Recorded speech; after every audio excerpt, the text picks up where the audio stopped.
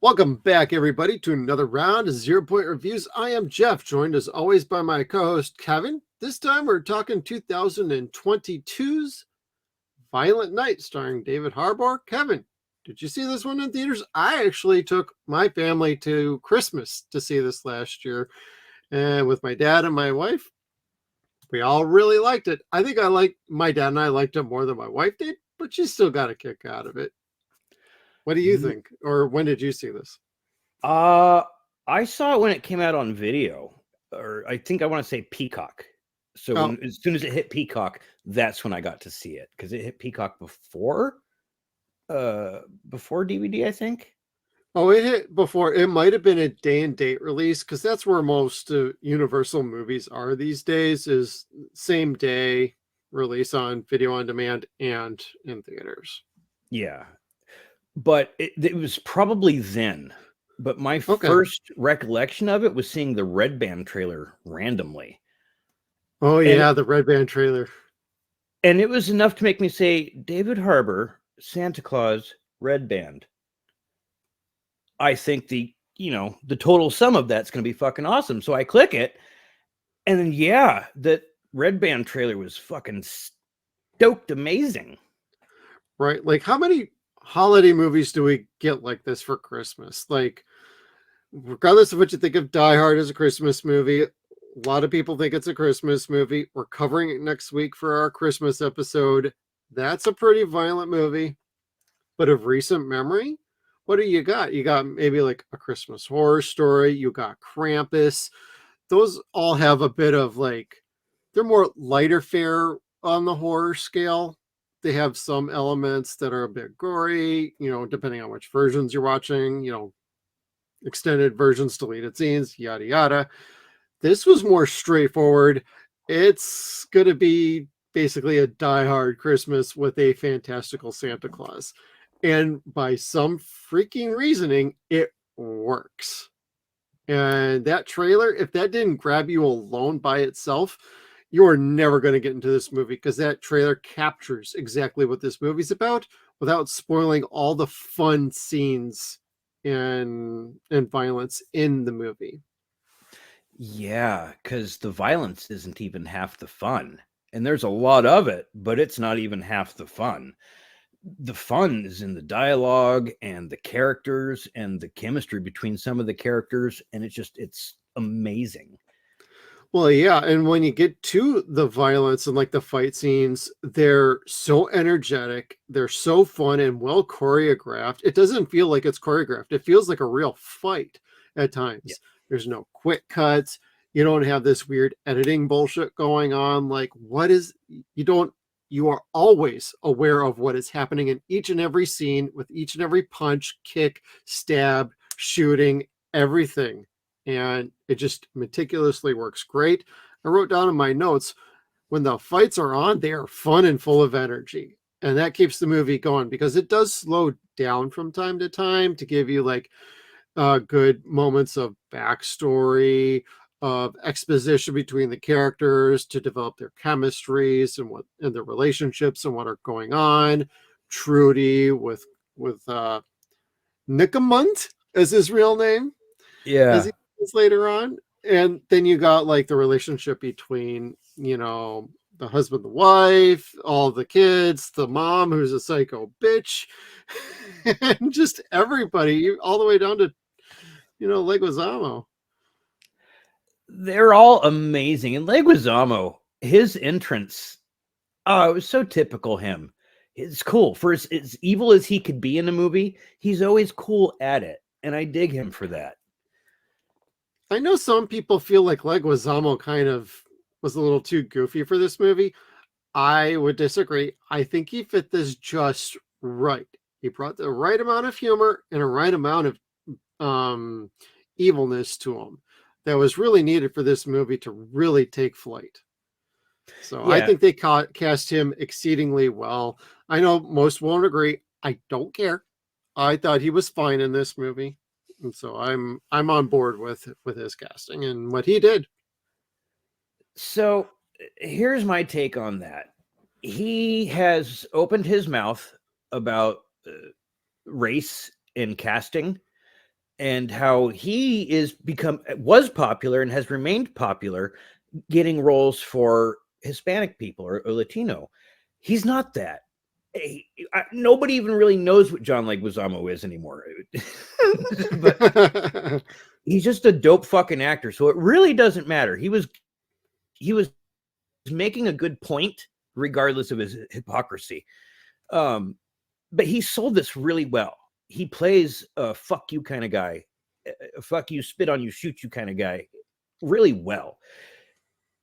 He wasn't campy. Campy was Spawn. I didn't get that here. Yeah, him and Spawn, that was a tough one for me. It still is. I just, for some reason, I can't see it. But, you know, he's also in John Wick. Oh, and if you weren't aware of, you know, the producers of John Wick did this movie too. So it carries a little bit of that character forward into this movie, but more on the bad side of things.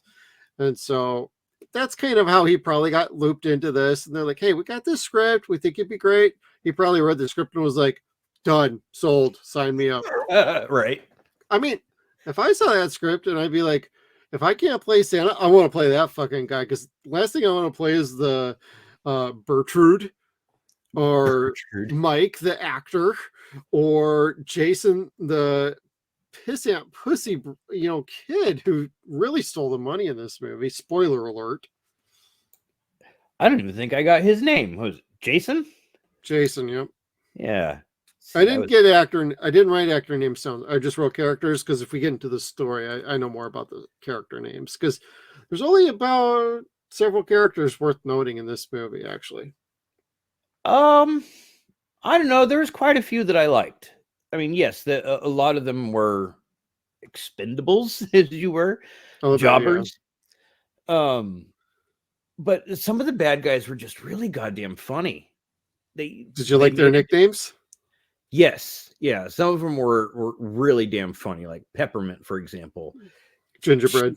Yeah. Gingy. I just wanted to start screaming, Gingy. Krampus. Yep. The Krampus was amazing. Oh my god. I mean, that's part of the gimmick with my name is I wrote down codename Klaus because nobody really took Klaus. Klaus. Klaus Kringle. Klaus. Oh, where was he? Over here, you were talking about him before. Bertrude. The YouTube influencer. What a tool. I'm sorry. Dude, by the end, I was totally on board with this fucking idiot kid. Because of how him, his mom, and Jason's wife, Aunt Linda. Yeah, Aunt Linda, and how they all beat the shit and killed the fucker. Killed Krampus. It's so fucking funny. They get him right here. Yeah. I'm like, I don't know. That just cracks me up every time I watch this movie. It was like a bonding experience. So whack, whack, whack, whack, whack. And they were all having fun with it too. Like there was no reason to stop. But he was one of those scary kind of guys where you didn't want to cut off too early. Oh, Krampus? Yeah. Well, he's the guy who was totally volunteering to do a little nut cracking, if you catch my drift, earlier on in the movie. Yeah, his excited, I'll do it. I'll do it. Like, not even thinking about it. It's like, yeah, I'm going to take this dude's junk out. We're going to put it in this nutcracker and we're going to squish a ball. Yummy, yummy. And he's looking up from ball level. He's like, whip it up, big boy. Let's squash those nuts. Now, it was gross enough when they broke his fucking finger. And it was funny enough when he screamed. They didn't need to go for the full whole nut cracking thing. I'm glad they didn't.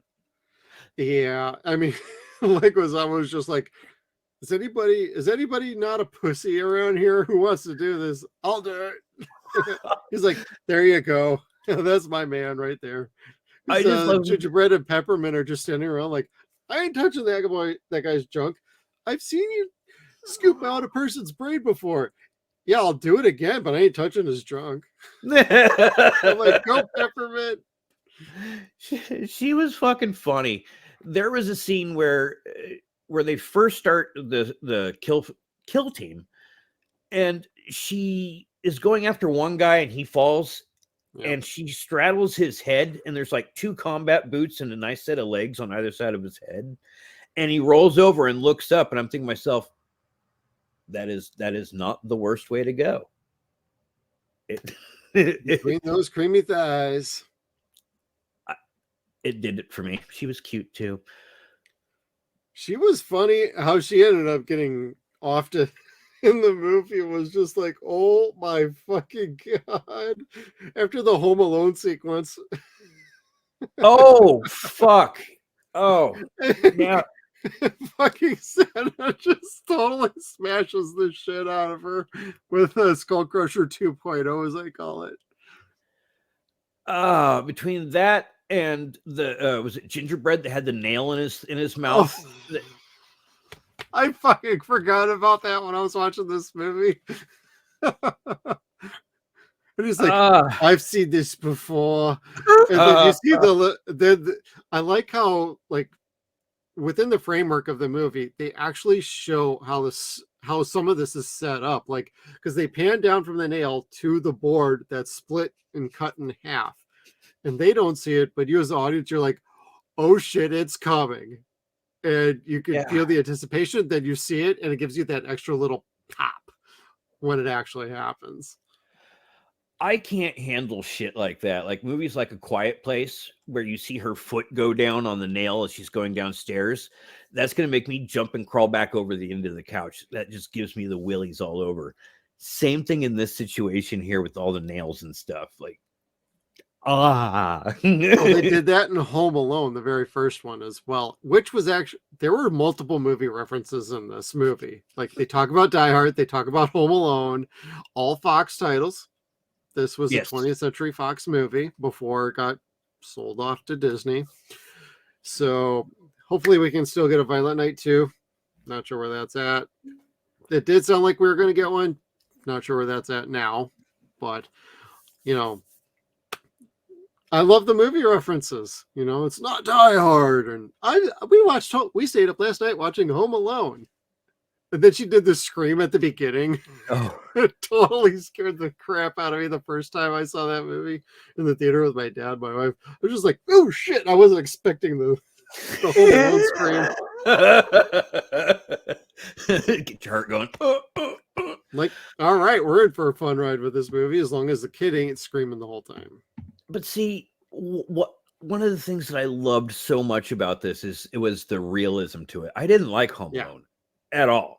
Like any John Hughes movie, the kids outsmarting the adults, and yes, I fucking hate that stupid shit.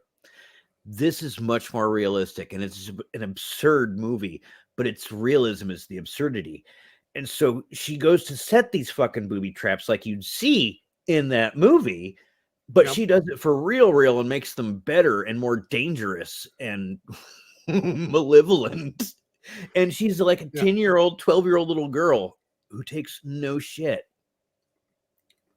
No, she does not. But she does refrain from saying up the ass a few times. She has to say anus properly.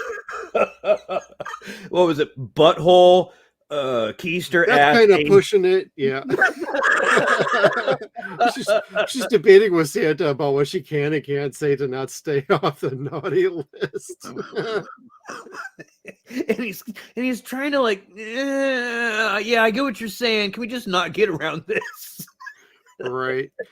Now you're just talking about the Home Alone stunts with little Trudy, and the only one that kind of seems a little far-fetched, and you're already being asked to go fantastical with this movie, so your suspension of disbelief should already be there, was the dumbbell that she shot at Peppermint. Oh, yeah. It was the single bar for one arm lifting, and it looked like she shot like a 15-20 pounder right at her. He clonked her in the head, and if that didn't take her out, nothing will. But Yeah. just to kind of talk about it a little bit more, there's another movie called Better Watch Out. It's basically Home Alone, the reverse, where the kid is actually killing fucking everybody. Cool. And it's an interesting movie. And they do the paint can scene, and he actually kills people with the paint can scene. Cool. What? It's the explosions that bind us. Yes. But the Death and reference- Dismemberment, Skull Crusher. Skull Crusher was rad, and we didn't get to see a whole lot of it. We got to see it at the very, very end. This was as much as we got to see, but down at the very bottom there is his wedding ring. Yeah. Mrs. Claus brought him that hammer, and you're just kind of like, "Aw, she does still love him." She didn't bring him that hammer. The hammer was already in the garage. The ring just rolled up to it, indicating it brought him to the hammer. It's the same thing. Well, Mrs. Claus later sent him the real one. Yes. Or the backup bag, whichever it was. Yeah. Oh, yeah. That's right. Well, I like the detail with some of that, but what were you going to say? The ending, they had a reference to Spawn, since we were talking about it before, with the abusive dad, and he, not the abusive, the neglecting alcoholic dad, I'm sure, that would have grown up to be an abuser. Santa Claus basically gives him a warning: get your shit together for that little girl or whatever, or I'm going to come back next year and bring you a lump of coal. Yep. That was kind of a play from Spawn, where Spawn befriends this kid whose dad is a abusive police officer, and Al warns him not to touch the kid again, and he does, just out of spite. And Spawn fucking scars "I beat my child" all over his body. Ooh. It was cool. Is that in the comic, or is that the animated series from HBO? That's in the comic. That was okay. Probably somewhere within the first 50 issues. Shit. I was going to say, if that was the animated series, we need to cover that soon. That was a good show. It was better than HBO thought it was. True about that. Complete 0 Point. Spawn is a great character that had great potential. Just kind of fell off. His dad isn't the best. That's all. Gotcha. I like Todd, though. That's the problem. Like, I respect him as an artist. I just don't like him as a person. Well, yeah, we went shopping over the weekend, and we'll wrap this 0 Point up and get back to the movie, everybody. But we were at a Terror Trader or Terror Toys out in Phoenix here, and I picked up a Eric Draven Crow NECA figure. It was the Todd McFarlane one from like the very late 90s, right around when the Monster Movie Madness ones, the one, like I got my Jason one here. It's got like the poster and the figure that goes with it. I have the Crow one complete in a box. I paid a decent price for it, and I'm gonna rip that bad boy open and put it on display. And I know some toy collectors out there going, "No, leave it alone." I'm like, no, I bought it to open up because I wanted that thing like years ago, and I never got around to it. And I always thought it was too expensive. Now it's at price levels I can purchase. So, but the McFarlane figures are awesome. Just to round out your point on McFarlane being a great artist. Yeah, he has top of the line when it comes to sculpting, crafting, and drawing and painting. Yeah, but he has his own talent. But what he doesn't have, he acquires from other people, and then says it's his. Gotcha. But those people get well compensated, I'm sure. Yeah. Do you think he'd do a good figure for a Santa from Violent Night? Oh, probably. I think that'd be fucking dope. Just around that back to the movie. There'd be a lot of this movie, conspicuous by its absence, is missing a lot of merchandising opportunities. Like even freaking Krampus. Like Weta years ago did the little oh yeah, ball that we did on our review of Krampus a year ago. And I'd love to see something more from Violent Night outside of the Blu-ray and the 4K. Not much out there, though. You know, this is just like Krampus in the regard of it was out of the blue. It seemed silly and absurd, and you went to go see it on a gamble, and it really was good. Yeah. And there's a lot of room for sequel work. But well, yeah, especially with Mrs. Claus, because he's going back to, part of the subplot of this movie was it sounded like him and Mrs. Claus were a little separated, or something was going on there. They had grown apart a little bit. That was part of the natural story of talking about grown-up relationships and how things can be complicated. And then, he loses the ring as he's thinking about her. It gets him to the sledgehammer. And later on, he's like, I just want to see Mrs. Claus one more time and tell her I love her.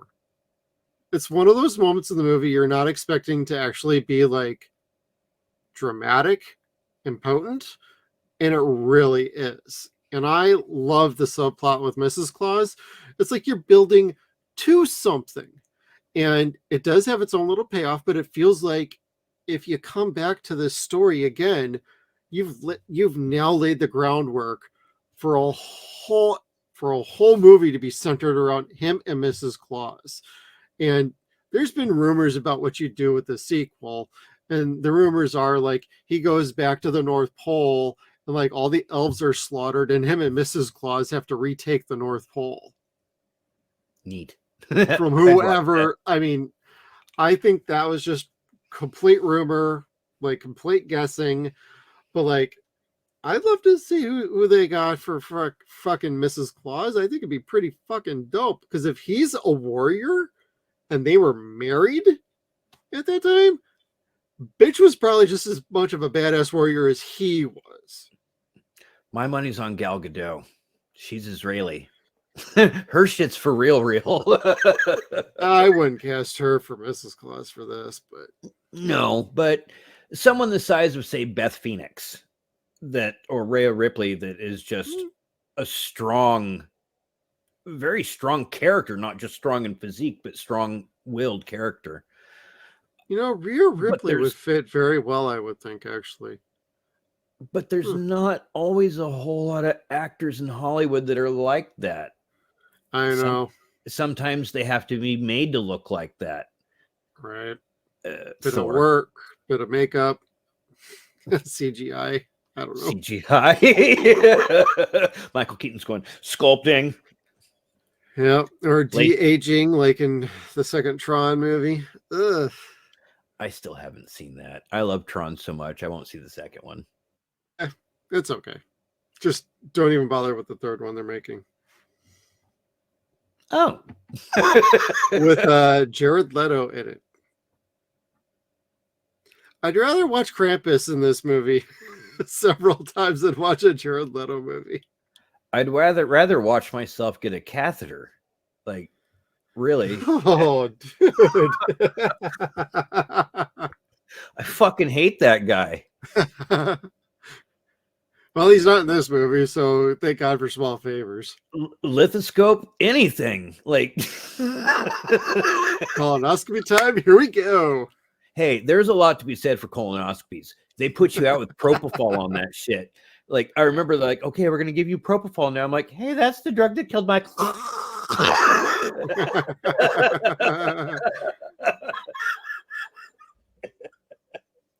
And then I wake up later like, I had the most wonderful dream and my ass hurts and you were there and you were there. It's almost like David Harbour at the beginning of this movie being a drunk Santa, being like, what do you want? This Christmas thing sucks. I'm going to piss off the edge of the sleigh and puke all over everybody. Fucking drunk Santa. I love him when he's pissing over DC. I'm like, that I was feel you. So fucking funny. But what we were talking about before, what was it? Max Steel. Where is he? This asshole here could have prevented 9/11. I love that. I love that so much because not only does that make him sound stupid, but a stupid asshole. Well, and it pays off, like when he makes the big escape and he totally gets running, and they're like, Jean-Claude Van Damme just checked out on us. He's running. He's not going for help. He's trying to get the fuck away. And then what happens? Walks right up to the kill squad that's supposed to be on behalf of the family, and he gets killed by the kill squad. Yeah, he would have had better chances with the family, although someone would have killed him eventually or inevitably anyway, because he's a fucking putz. Yeah. But at least he was hot. At least he was hot. This made me so sick. Like, I know. Kiss me in front of my son. It's like, what the fuck are you doing, bitch? Like, where's this real dad? Like, what's going on? I don't know, but I love where they cut the power lines when the team is coming in. Yeah, and his phone dies out, and he's like, "Grandma, your Wi-Fi sucks dick." And Beverly looks over to the fucking parents and goes, "When he was little, I begged you to beat him."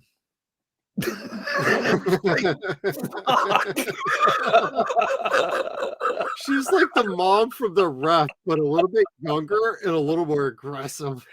Oh my god, dude! She's the queen. So fucking good. I loved her. And where she says, hello, Gertrude. There's my favorite granddaughter. And she says, I go by Trudy now. And she looks up at Jason and goes, well, that name makes her sound like a whore.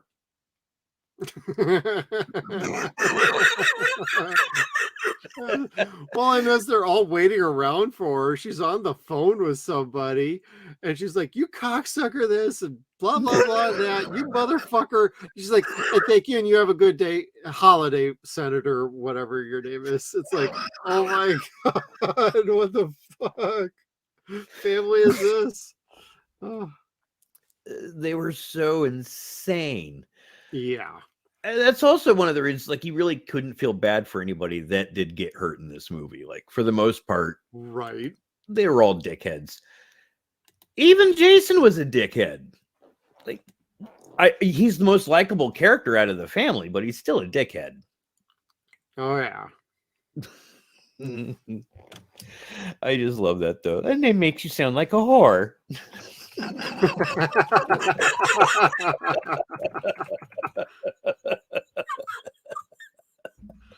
I don't know which one of my kids I'm going to use that on first, but it's happening. Well, and the overall plot was like all her two kids were just vying for each other to be the CEO of the company, and Jason's the only one who's got the balls to actually try and like rob mom blind. And she keeps the card because she knows he stole the money. She doesn't say a damn word until the very end. And when she does, and she's so proud.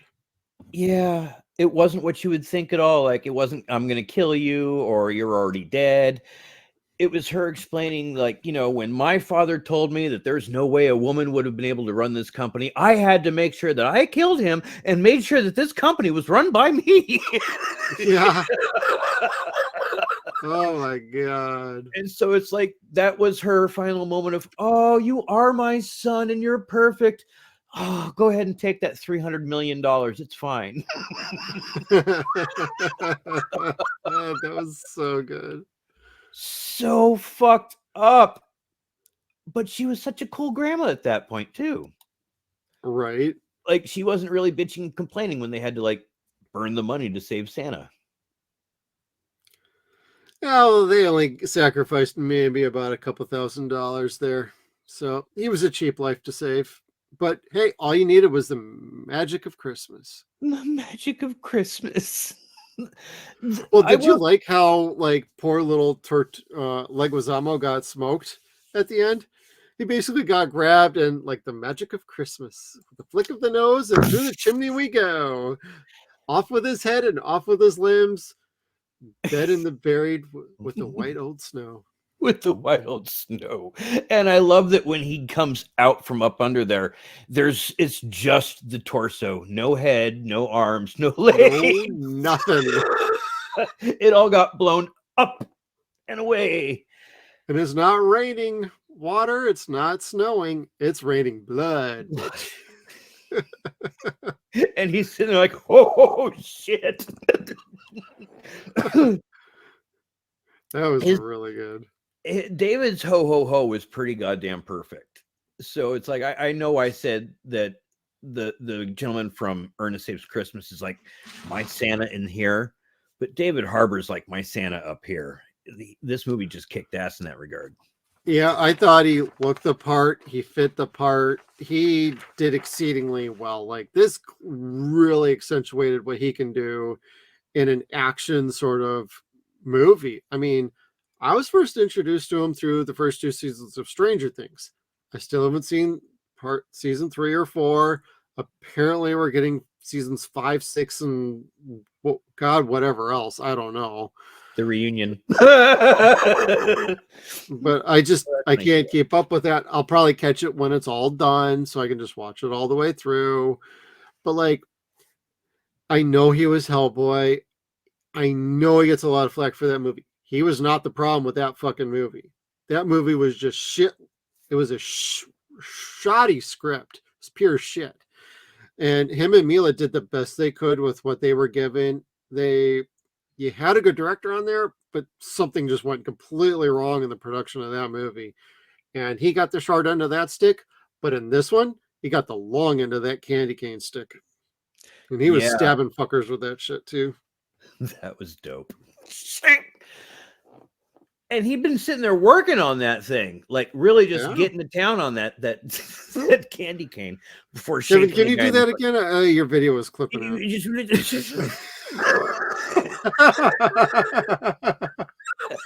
I should have brought a candy cane out here with me. My kids have got a ton of them.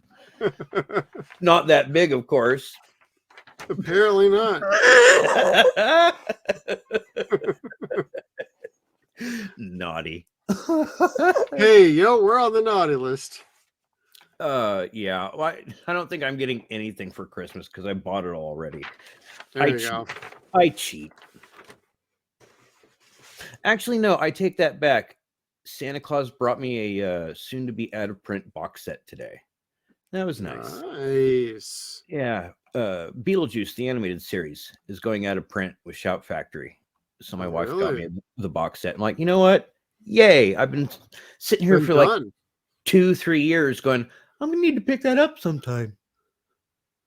Well, there you go. Yeah. You were on the good list then.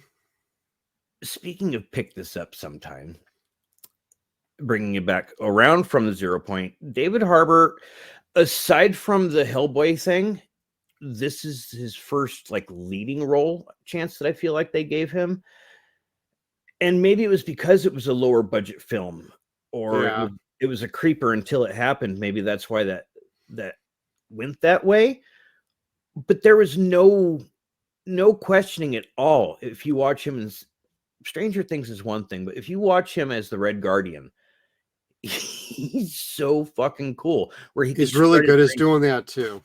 Yeah, he's playing a spy that's like 3 different nationalities, plus a bad father and a drunk and a bad husband, and he shows amazing range in this one character that should tell everybody like this is my portfolio right here. I could do all this shit. Yeah. So it's surprising that he doesn't get more lead roles yet. I am probably one of the rare ones you'll hear, but I liked Black Widow, the movie. I didn't love it though, but I love David in it. I love like Scarlett in it, and Florence. I mean, I thought the main cast was pretty good. The story was kind of but I enjoyed it. I have it on Blu-ray. It's probably one of the last ones I bought outside of Guardians of the Galaxy Volume 3. I don't have anything past like freaking Endgame, so yeah, outside of those two. I mean, and I'm fine with that, but David, he was great. I loved him doing Red Guardian. That was totally dope. And it's almost like when Mickey Rourke who was doing the wrestler and Iron Man Oh, at the same yeah. time. Iron Man 2, yeah. This was kind of feeling like that. Like he was doing Santa Claus and playing the Red Guardian all at the same time. Different tattoos on his chest, of course, but it still showed him having all the gulag tats and, well, in this case, Viking tats. Which, that's another one of those open hold subplots, I guess, for lack of a better term. About how he became Santa? Yeah, it was a very like Kratos moment, how Kratos becomes the god of war, and you see him panting over like all the bodies, a field of his enemies that he's killed. Yeah.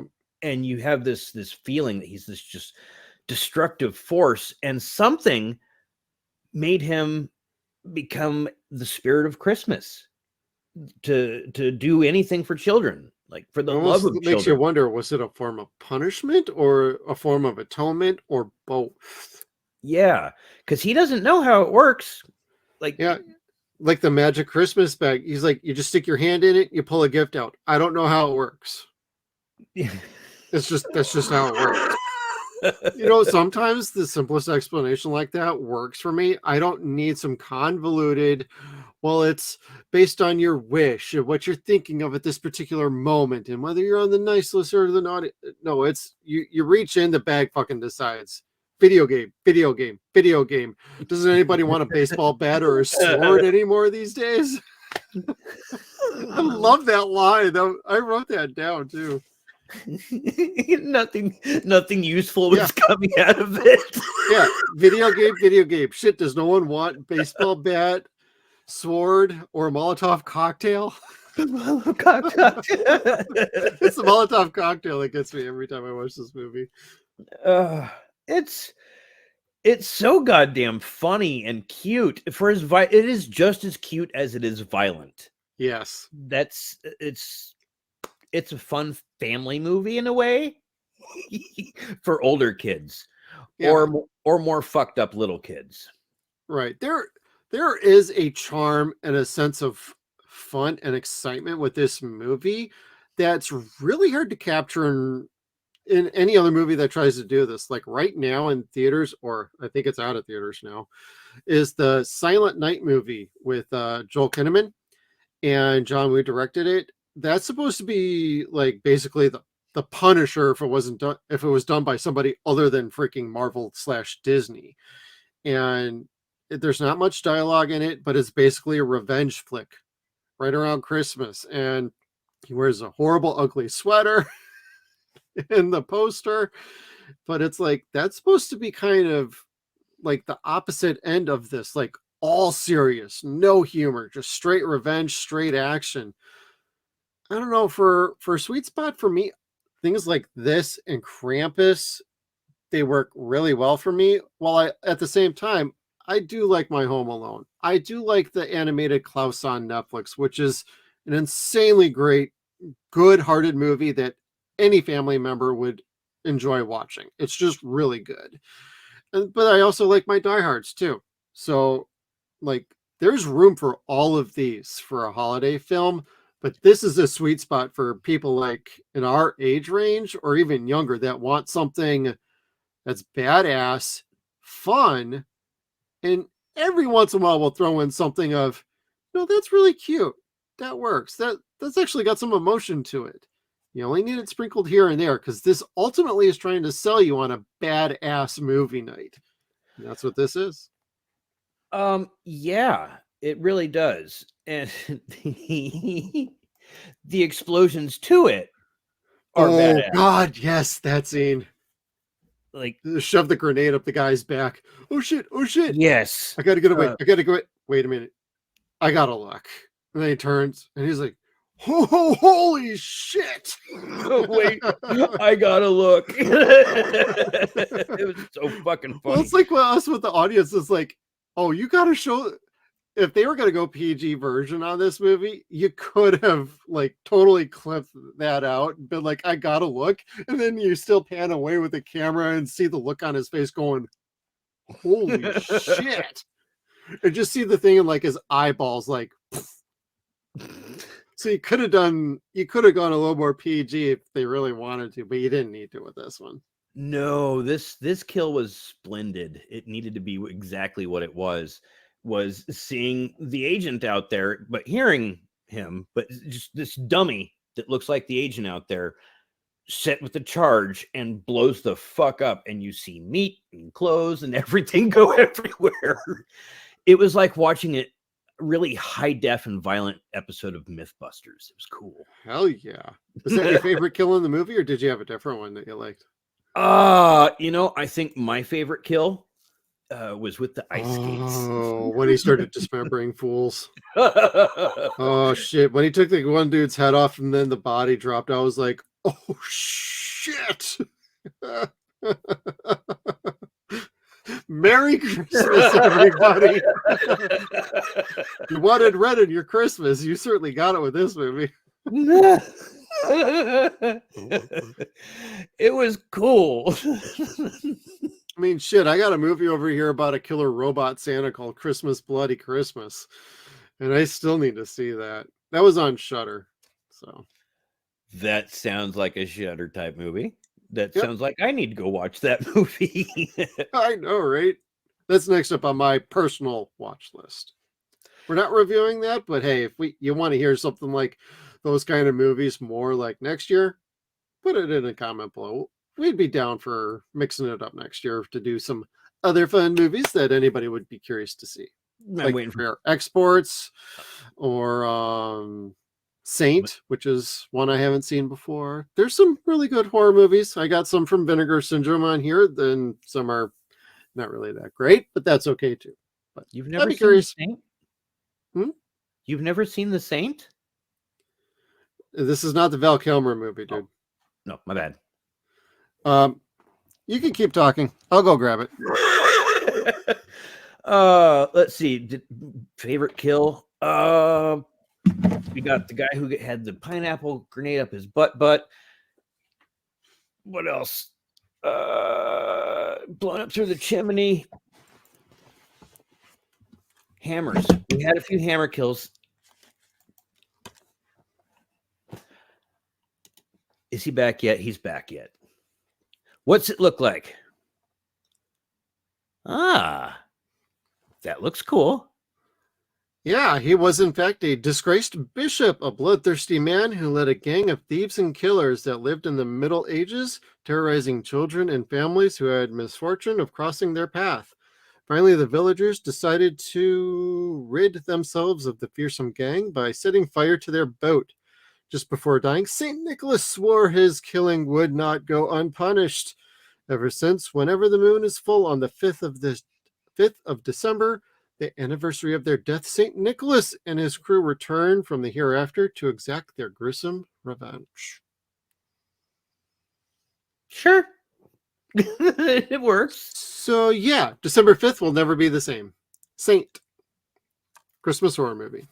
Gonna have to check that out then. Sounds silly, but I dig it. Well, there's also one other movie I didn't pull out for the collection. A Christmas Horror Story that actually has Bill Shatner in it. Twilight Zone? Nope, not Twilight Zone. It's an actual movie. Oh. He plays a radio host. It's kind of like The Fog, but around Christmas.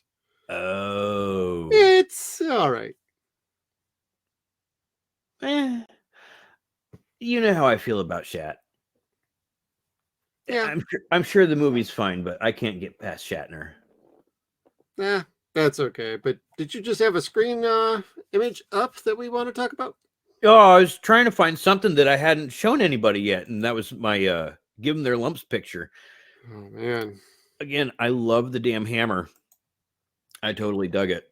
Sledgehammer. I love how he was talking about being a surgeon with that hammer. I'm like, he kind of was. Even he said it himself. Like, when I got me and Skull Crusher, we could do some real damage to fools. And yeah, this hammer wasn't as balanced, but it was still pretty cool. Yeah. I guess not having signature weapons in this made it kind of cooler. I guess. Well, he never shot a gun. No. And I think if that was smart. Yeah, if they would have had him shoot a gun, that probably would have made the movie lose its validity. Yeah, because he even was like, does anybody even know how to use these things? Then he handed it to. That was funny. And I know you can't say, Kevin, you can't validate a movie about Santa Claus killing people. You can. If that's what the movie's about, that's what it's validated to be. But him using a gun is completely out of character. So that would, yeah. Yeah. This isn't like, no. Yeah, this is not that kind of movie. Yeah, it's not a Christmas exploitation. I mean, it is, but it's not. Right. It's not like he's like this former Marine from like 10 years ago who knows how to fucking kill people. This dude's from like the 1100s. He looks at a gun. He's like, all I think of is video game when I see a gun. Yeah, give him an eye twitch. Another video game. Oh, then he got goddamn Doom. What was that Die Hard reference? I'm trying to remember now. I didn't catch it. If I did, I didn't write it down.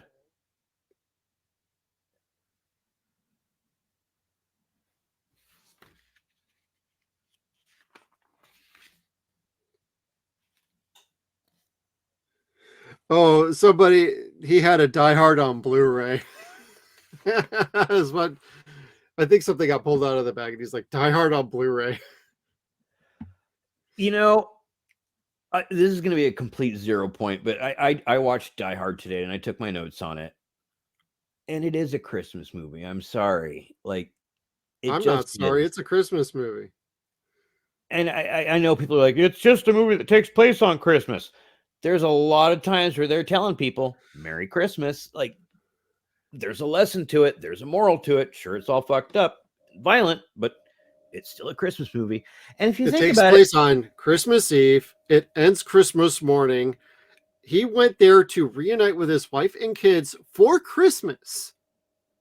So what's the point of the movie? He saves his wife. He reunites with his kids. It's Christmas morning. It's a Christmas movie. Ho, ho, ho, motherfucker. Now we have a machine gun. I was sitting there like trying to take pictures of when he was trying to put the guy's shoes on, saying of all the terrorists in the world, he had to kill the one that had shoes smaller than his sister. And I'm like, lotus feet. That was funny. Klaus has lotus feet. That's funny. But anyway, 0 point. Welcome to 0 Point Reviews. Did you have the favorite kill on this one? As goofy as it was, I liked the star kill because then he plugged it into the outlet and turned it on and it totally killed the guy. I like the idea of like using an ornament in that fashion, but then plugging it in was just like the icing on the cake for that one. Necessity is the mother of invention. Yeah. That was awesome, though. Otherwise, the final kill with the chimney was pretty dope, and how Beverly ended up shooting the other, the kill squad leader, who's just like, what the fuck is going on around here? I'm done with this shit. Yep. Boom. He did. It's like, oh, that's great. Yeah. Like Beverly was just terrifying in this. Terrifying. She killing the leader of the calm the whole movie. Yeah. Other than telling the senator to go fuck herself. Which was fantastic. Oh, yeah. But to have a Merry Christmas as well. Yeah. I don't know. It was not a role that I was expecting to see her in, and I think that's what made it even funnier for me. Right. It's almost like the first time Betty White started swearing on the silver screen. Yeah, I could see like, that. Shit. I mean, for the most part, what I'm used to seeing her in is like Zorro the Gay Blade. I'm not much one for fucking watching a lot of her other movies, but it's like I see that character and that nice person, and I've seen her in interviews and stuff like that, and she is a nice person. And then you see whatever her mom's name is here, the Queen Alien. Queen Alien. She's just evil. Like she's like, yeah, like you said, the grandma from The Ref, but even wealthier and evil. Lex Luthor. Real evil. Yeah. Yeah. Not afraid to shoot a fool. No. And considering the fact that nobody in this family was a good person, I'm glad not everybody died. Like, usually when that happens, that means that they're going to be good for the kill count. And that wasn't so this time. Stupidity. No. Right. Stupidity made you dead. Yeah. And I also want to say I'm very glad they didn't go the route of like the son Jason was in on the plot the whole time with the thieves. Like, you easily could have been like, okay, I have all this great intel about what's going on in this family and all this money and all this info. And none of them ended up being the insider for him. So it's like, how did he know everything? Was it just because he was friendly with the kill squad captain Thorpe, or what was really going on? And for a minute, it makes you think like, all right, one of the kids is involved. This is fucking ridiculous. Here we go with trope 101. One of the kids is in on it, and none of them were in on it. Just Jason stole the money for himself, and it ends up being what fucked over everything to begin with. But then he hides his shit in the freaking manger.